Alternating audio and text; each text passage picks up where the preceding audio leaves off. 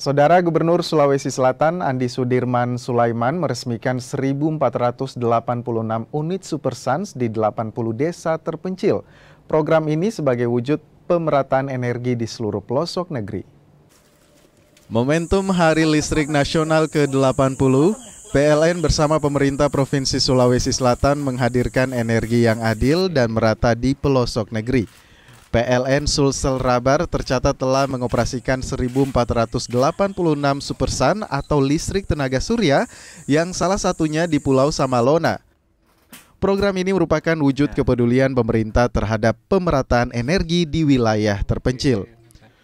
Terima kasih banyak kepada Bapak Presiden Republik Indonesia Bapak Prabowo Subianto melalui Bapak Menteri ESDM dan Dirut PLN yang telah memprogramkan memasang 1.486 titik EBT, energi baru terbarukan, Supersan di 80 desa untuk 80 tahun Indonesia Merdeka.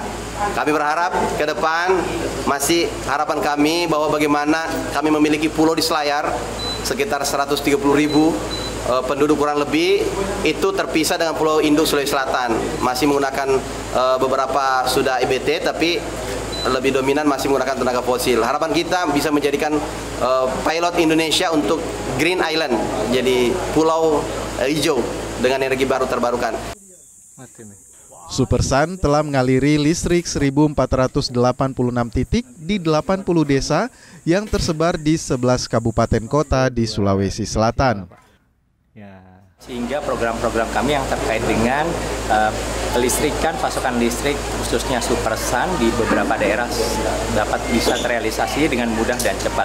Pada kesempatan hari ini kita bersama-sama menyaksikan peresmian untuk pelaksanaan Supersan 1.486 di 80 desa bertepatan dengan Hari Kemerdekaan 80 tahun Indonesia dan juga ini kado buat Hari Listrik Nasional ya.